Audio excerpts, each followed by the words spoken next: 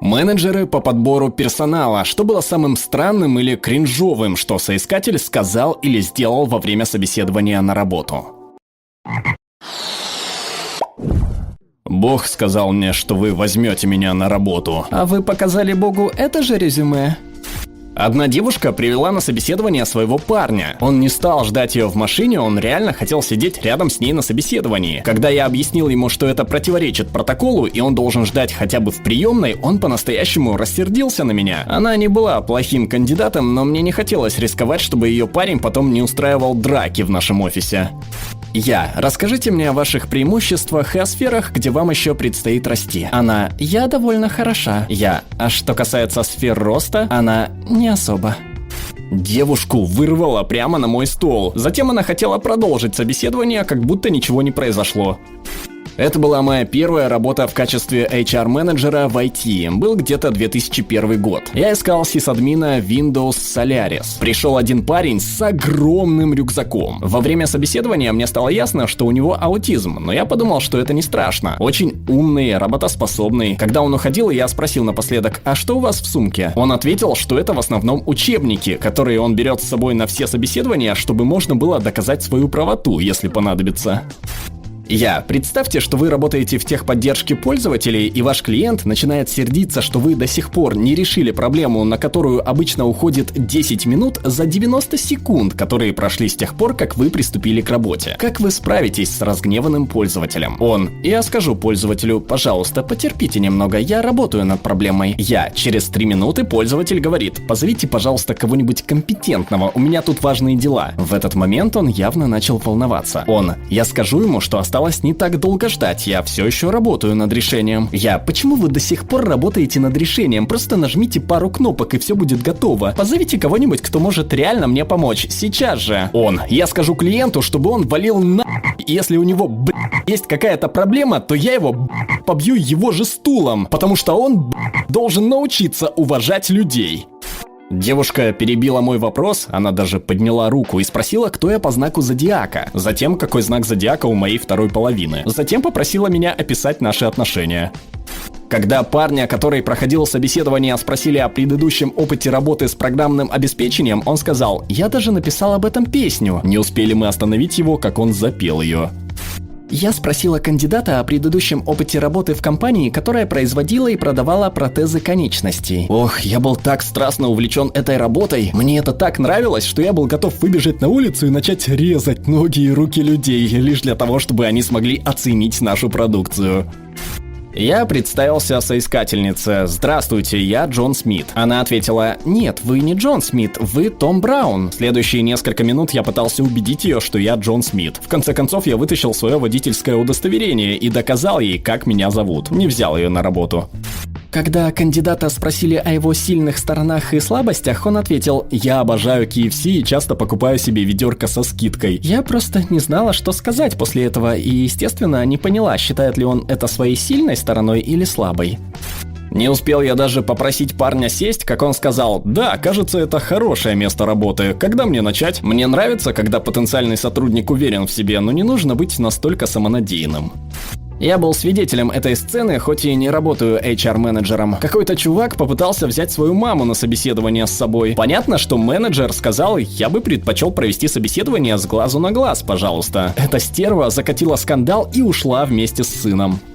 На моей прошлой работе я проводила собеседование кандидатов для работы в моем отделе. Одна из соискательниц была из нашей компании, поэтому я знала ее и знала, что у нее дома есть несколько котов. Настал день собеседования, она пришла ко мне, и мы начали с базовых вопросов. Затем я задала несколько более конкретных вопросов, чтобы выяснить, насколько она компетентна. Она начала давать ответы, основанные не на ее опыте работы. Она проходила стажировку за рубежом, у нее было впечатляющее резюме. А она пыталась связывать свои ответы со своими котами. Например, я спросила: можешь ли ты привести примеры, демонстрирующие твои лидерские навыки? Хотите верьте, хотите нет, но она ответила примерно так: у меня 2 кота, и когда я кормлю их, мне приходится следить за тем, чтобы кот 1 успел поесть первым, потому что у кота 2 проблемы с весом, и он пытается съесть еду кота 1. Мне приходится проявлять лидерские качества, чтобы кот 2 не подходил к коту 1, пока он не доест. Затем она показала мне фотографии упомянутых котов. Не поймите меня неправильно, это были сильные, красивые зверьки, хотя кот 2 был старым толстым мудаком, и у меня тоже есть кот, но я была немного удивлена. На некоторые другие вопросы она ответила очень достойно, но в целом это было какое-то очень нелепое собеседование. Она не получила эту должность.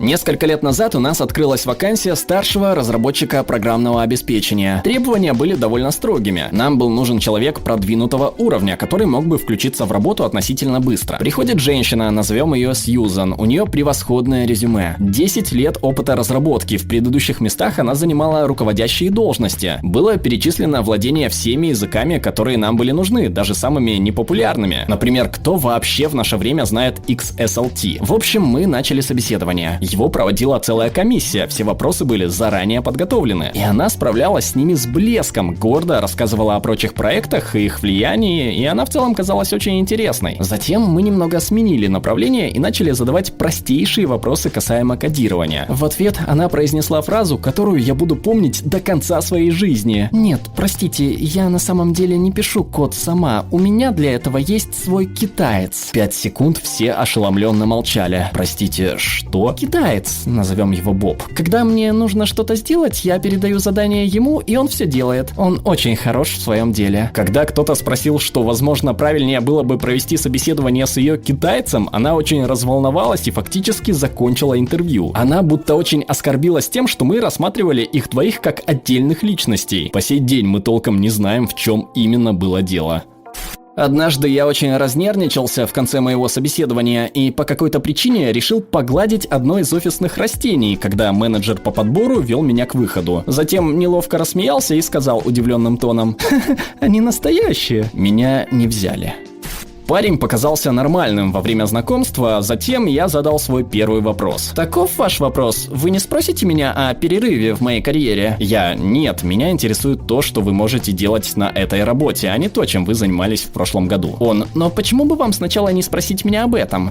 Потому что я хочу узнать о том, какую работу вы выполняли в последней компании. В общем, я написал роман, и он был опубликован. Может, вы меня погуглили и уже знаете об этом? Я погуглил вас, но ничего не видел про роман, и разговор о нем сейчас неуместен. Вы могли бы ответить на мой вопрос? Я уже выбрал, кому продать права на экранизацию. Я только что закончил свой второй роман, ищу издателя. Хотите узнать, о чем он? Не сейчас, может Это очень интересная история о том... Простите, вынужден попросить вас уйти. Если вы не можете рассказать мне о своем опыте работы, вы не подходите на эту должность. Я проводил собеседование и дошел до стандартного вопроса: в чем ваша слабость? Парень ответил: личная гигиена. На самом деле я сделал это, потому что нервничал. Это фото вашей жены? Она красивая. Это моя 14-летняя дочь. Неплохо. Я проводил собеседование девушки на должность фармацевтического техника. Во время собеседования она сказала мне, что продает рецептурный препарат с запрещенными веществами в составе своим друзьям. Я спросил у кандидата, является ли он билингвом. Он был шокирован, ему явно стало неловко. Затем он очень неловко попытался флиртовать со мной. Когда я объяснил, кто такие билингвы, он ответил: «Нет, я говорю только на американском». Кандидат: когда я учился в университете Огайо, в вашем резюме говорится, что вы учились в университете Теннесси. Кандидат: подождите, которое резюме я вам дал? Девушка, только что окончившая колледж, на собеседовании на должность редактора в некоммерческой организации, занимающейся исследованиями в сфере обороны. Мне просто нужна работа с зарплатой, пока я буду отдавать все свободное время своему настоящему увлечению – ведению блога о профессиональном рестлинге. Я не работаю менеджером по подбору, но мой босс рассказал мне отличную историю. Он получил резюме, но в нем не были перечислены достоинства и достижения с предыдущей работы. Это был рассказ от первого лица о том, как соискатель воспринимал штурм Бастилии. Он использовал красочный, экстравагантный язык, чтобы описать освобождение, как вы помните, 1700 французских узников, а также чтобы рассказать о своем мастерстве во владении Word и Excel, а также истории их развития. Он претендовал на должность ассистента низшего звена. На такие должности обычно брали тех, кто только что окончил колледж. Он не был принят на работу. Каким вы видите свое будущее в нашей компании через 5 лет? Я буду сидеть за вашим столом и делать вашу работу. Не ожидала такого ответа. Я хедхантер в сфере IT. Один из моих коллег нашел соискателя. Он прошел проверку личных данных и оказался достаточно сообразительным для работы в службе поддержки, на которую он претендовал. Казался немного не в себе, но в целом был хорошим парнем. Приехал, сел на кресло, положил ногу на ногу и улыбнулся. Первая фраза, которую он произнес: «Знаете, кто я? Меня показывали по новостям». Затем он рассказал о том, как находился в психиатрической лечебнице. По его словам, недавно его было решено выписать оттуда, но он отказался выезжать. Когда копы попытались войти и забрать его, он крикнул, что у него есть оружие, и он убьет любого, кто войдет в дверь. В итоге за ним прислали спецназ. Затем его на некоторое время закрыли в психушке. Малоизвестный факт: определенные уровни психических расстройств не выявляются при проверке личных данных, потому что они не классифицируются как уголовные преступления. Теперь мой коллега гуглит всех своих кандидатов, чтобы убедиться, что их не показывали в новостях. Обязательно подпишитесь на наш канал, чтобы не пропустить новые суперинтересные обсуждения. Становитесь нашим патроном по ссылке в описании и слушайте наши выпуски фоном, без рекламы и цензуры. Ну а пока предлагаем посмотреть другие наши видео.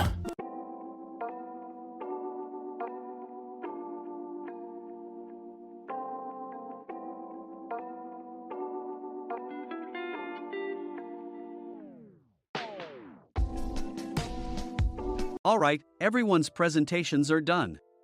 Nick, the manager, said as he tried to move the discussion forward. Excuse me, I haven't. I recently found out something. Nick interrupted me and began to speak. There's apparently someone in this department who didn't graduate high school and is just a part-timer. Meetings should be for employees only. Absolutely right. His lackey, Mike, of course, agreed with Nick. I'm leaving. After leaving the meeting room, I started to shut down my computer. I noticed that an email had arrived, not in my personal inbox, but in the company's shared email. Thinking, there's no point in speaking up, no one will listen, I went home quietly. The next day, I heard a commotion from Nick's desk. He was staring at his computer screen, his face pale. Nick! Is something wrong? Mike looked at the screen with him. And he turned even paler than Nick. Why is he so angry? Knowing the reason for Mike's distress, I thought to myself, serves them right. My name is Adam. My mother passed away when I was in the 9th grade, and I was raised by my father. Well, you could hardly call it being raised. After my mother passed, my father changed. He drowned his sorrows in alcohol, and though he still went to work, he squandered our living expenses on horse racing. Because of that, I had to start working part-time as soon as I entered high school. Every month, I went to the convenience store with bills in hand that couldn't be auto-deducted from my father's account. Even though I endured it because I didn't want to be alone, I reached my limit in my second year of high school and dropped out. I found a live-in job at a distant inn. Thank you for everything. The day I left home, my father, still staring at the TV, spoke. Take care. That was our last conversation. Back then, 18 wasn't the age of majority, so I needed my father's permission to work, and I couldn't hide my place of employment. Yet, my father never visited me even once. I kept working just to survive, and before I knew it, I was 42. Years of hard work paid off, and I was transferred to the headquarters. I was thrilled to be recognized by the company, as I thought I'd be working in the field until retirement due to my lack of formal education. Listen up. Our work can change the future of our employees. Don't drag us down. On my first day after the transfer, Nick, dressed in an expensive suit, spoke sternly. There was a reason for this. Our inn was located in a prominent tourist destination, known so well that everyone in the state could sing its commercial jingle. At its peak, we had 5 locations within the state. But that was long ago. Due to financial difficulties and aging facilities, only the place where I had worked for many years and the original establishment remained. I was prepared to lose my job anytime, but now there was a glimmer of hope. With the rise of social media, the tourist area where the inn was located started gaining attention again. Depending on how hard the sales department, where I was transferred, worked, we could either thrive or be forced to give up this prime location to the new hotel chains continuously popping up. For Nick, who had switched careers from another industry to strengthen our sales, this was a battle he couldn't afford to lose. I understood why he had to be strict. I will do my best. Nick sneered at my enthusiastic declaration. Did you not hear what I said? I'm sorry. I thought I was listening carefully. Out of habit from years of customer service, I apologized reflexively, though I had no idea what had offended him. Someone was watching me with a smirk. In this department, there are those who are expected to excel and those who have been shoved here because they have nowhere else to go. You are the latter. It was Mike, the section chief. He's 7 years younger, at 35. But he was called to headquarters much earlier than I was and had been moving around within the headquarters ever since. I'm not jealous, but I can't accept that he's my boss. Graduating from a prestigious university, he has an unusually high pride and caused many problems as a newbie, making things very difficult for me when I was the front desk leader. When I found out Mike was transferred to the sales department a month before me, I was disheartened. Mike is right. With just a middle school diploma, there's not much you can do. Don't even think about achieving results. As if I didn't exist, Nick remarked, "I'm thirsty." Mike eagerly ran to the coffee maker. It seems Mike is Nick's lackey. I regretted being happy about my transfer to headquarters, wishing I had stayed on site forever. Send a direct mail to every company on this list by the end of the day. Nick only assigned me tasks that even a new graduate could handle. What? There are over 1,000 companies. You want me to send to all of them by today? Yes, if you and your fellow misfits split the work, even those with nowhere else to go should finish by today. I glanced at the employees typing away expressionlessly. They were worn out from customer service, only thinking about leaving on time, or were women reassigned after having children, with zero motivation for work. Even Sam, a new graduate from the same university as Mike, who was supposed to be among the expected achievers, had no enthusiasm for the job, having joined the company wanting to do customer service. I don't care what they say, I plan to quit anytime, he said.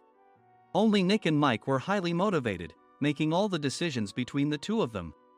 I originally only wanted to work at the inn to survive and had no particular attachment to this job. I swallowed my words, thinking I had no right to reprimand them. About a month after the transfer, Nick told us with a frustrated look. To commemorate the 50th anniversary, we've decided to create a plan exclusive for one group per day. Originally, Mike and I were supposed to come up with it, but our president, Mr. Thompson, insists on hearing everyone's opinions. So, you all get a chance. As Nick explained, Mike began handing out prints. Make sure not to embarrass Nick. If your ideas are half-baked, you'll have to redo them. It seemed that they had printed his handwritten notes by Mr. Thompson, which included several questions and a section for free responses. It made sense why Nick had to seek our input, given that all responses had to be submitted to Mr. Thompson. We were given a week to think about it, and a meeting was scheduled to compile our ideas. My plan is to let guests enjoy both the old and modern America. Nick began the presentations. Guests would watch a master confectioner at a nearby traditional sweet shop make sweets in front of them. The welcome drink would be premium tea in a bottle. Nick's plan was certainly attractive. After his presentation, Nick called on us to present in the order we were seated. Just as I stood up for my turn. All right, everyone's presentations are done. Excuse me, I haven't. I recently found out something. Nick interrupted me. There's someone in this department who didn't graduate high school and is just a part-timer. He was likely talking about me. I joined the company as a part-timer and was made a full-time employee when I turned 20. That was 20 years ago, so Nick and Mike probably had no chance to know until recently. Meetings should be for employees only. Absolutely right. After that, Nick kept creating opportunities to solicit everyone's opinions, purposefully excluding me from speaking. The meeting unexpectedly heated up and went past the scheduled end time. A few people asked to leave, and the discussion continued with the remaining few. Still here? Normally, you'd leave in that situation. Though I had no attachment to the job initially, hearing kind words from customers made me want to make them happier. For someone like me, with nowhere to go, the inn was my home and customer service was my life. I felt pathetic about my current self. I'm leaving. I left the conference room and started shutting down my computer. I noticed an email had arrived, not in my personal inbox, but in the company's shared email. Thinking no one would listen to what I had to say anyway, I quietly went home. The next day, while preparing the DM as instructed, I heard a commotion from Nick's desk. In his haste to stand up, he hit his knee on the desk. He stared at his computer screen, his face pale. "Nick? What's wrong?" Mike, thinking he should be the first to rush over, approached Nick while still wearing his coat. He peered at the screen with Nick. And he turned even paler than Nick. Why is he so angry? Who is responsible for this company? Nick, more irritated than ever, asked, and Mike answered without checking. Probably Sam. Sam wasn't there because he was attending a morning training session for new hires. Nick gave up on getting angry and returned his gaze to the screen. They were looking at an email that arrived right after the end of the working day yesterday. Apparently, no one, including me, had checked it before leaving. The email was from a large company that used us for their annual employee trips.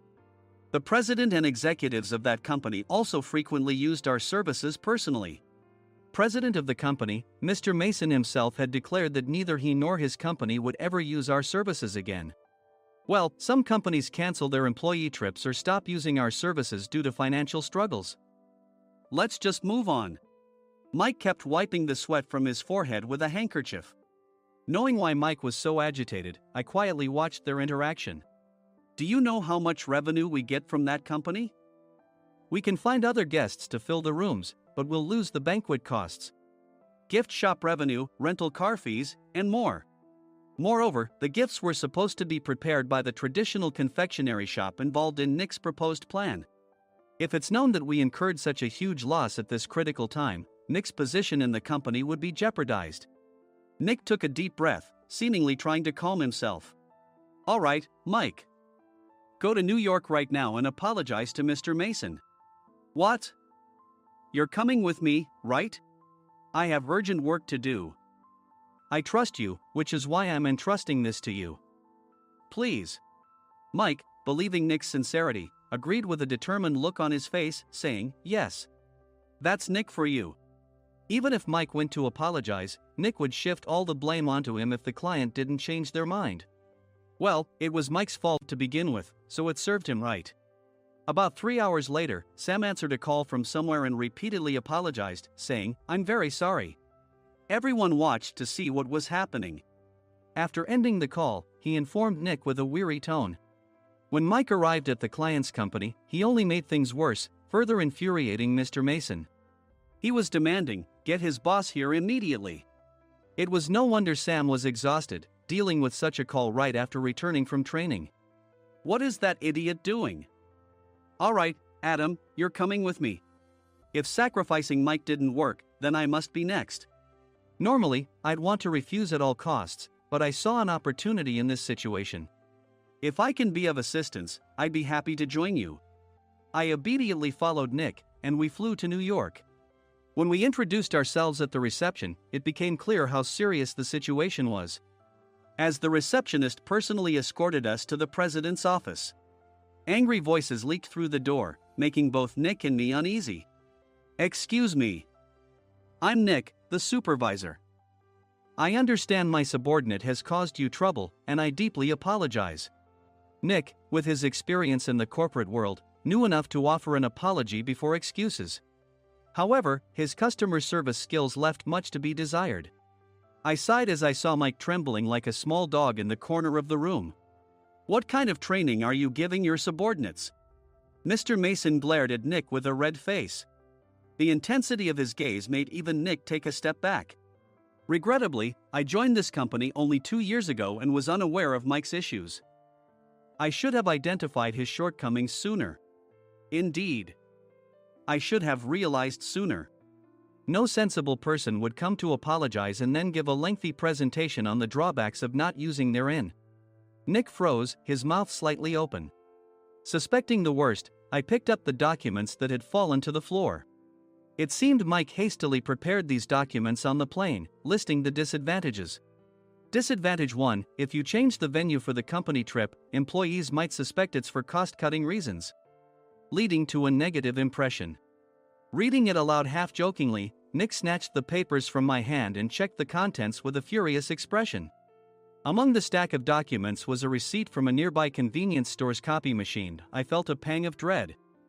hoping he hadn't shown the receipt as well. What do you think he said when I asked what kind of nerve he had to do this? I'm very sorry.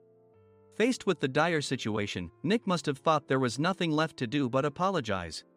In a voice smaller than I'd ever heard from him, he uttered words of apology. He said, "I'm a Harvard graduate. I don't believe I said anything wrong." Mike! What have you done? Forgetting his plan to pin the blame on Mike, Nick yelled loudly, even in front of Mr. Mason. "I didn't do anything wrong." "You're still saying that? Look at him." Mike pointed at me with a shaking hand. "I was assigned to headquarters in my 20s and now I'm a section chief. This guy only made it to headquarters at 42. Everything I've done proves I was right. So why are we losing the contract?" Having said his piece, Mike collapsed to the floor. "Of course. You were sent there because you had nowhere else to go." Mike never expected to hear such words from someone he looked down upon. He lunged at me, and Nick hurriedly stepped in to stop him. "Mr. Thompson told me Mike is a quick thinker, and to take good care of him." There's no way he was pushed aside.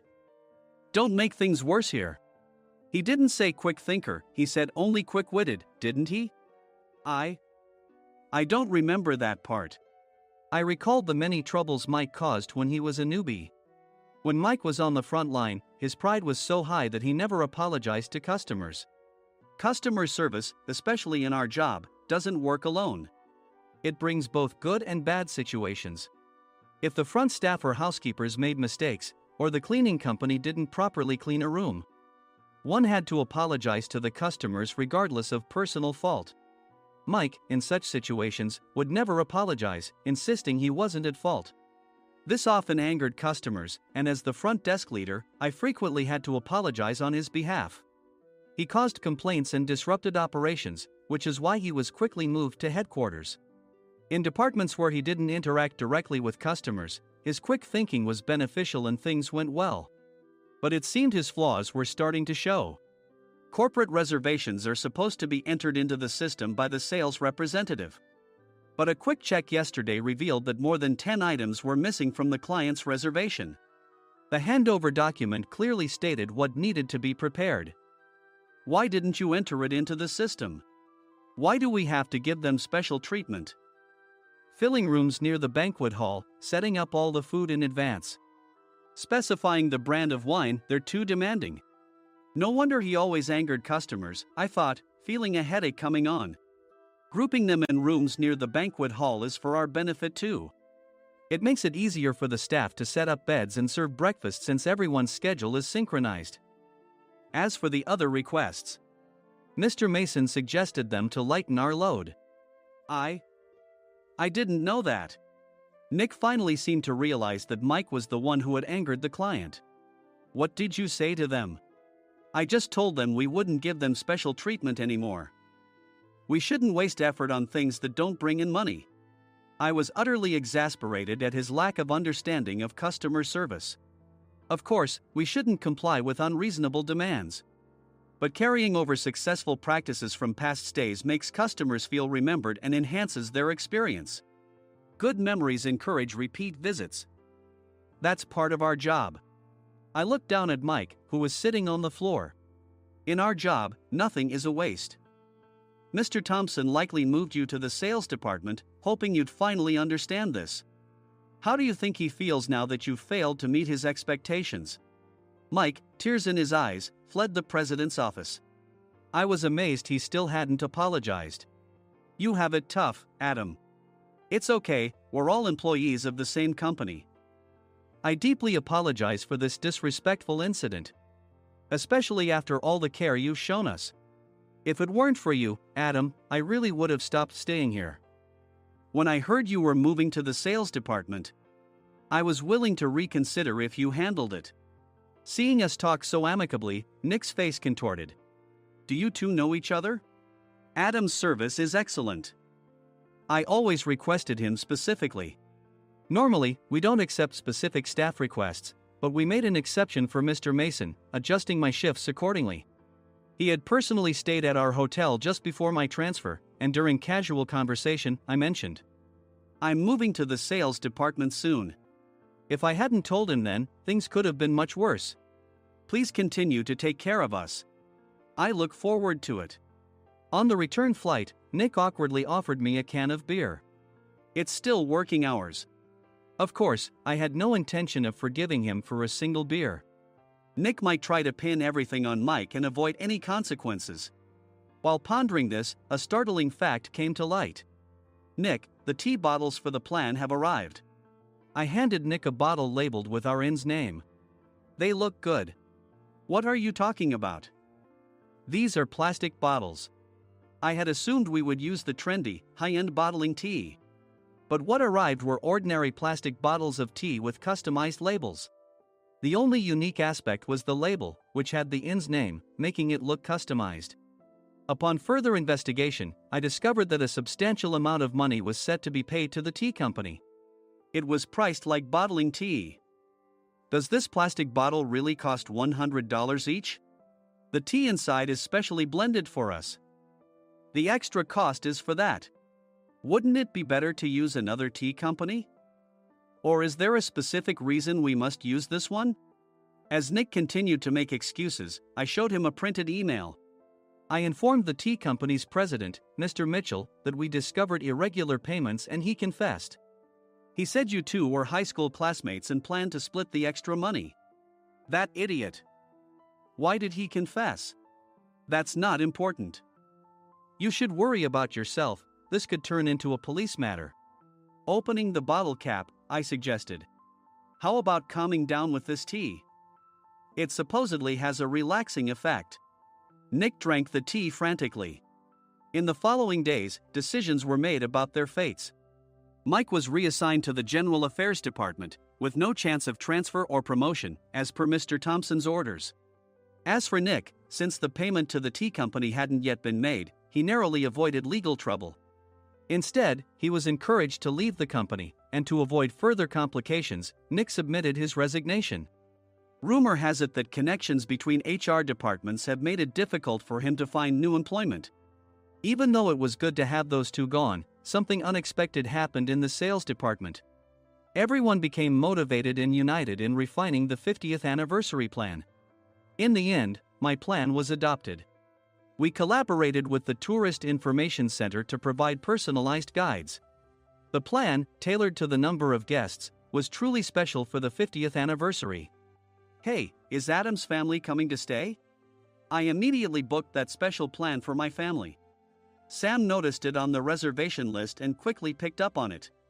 Yes, I'm inviting my father. That's great.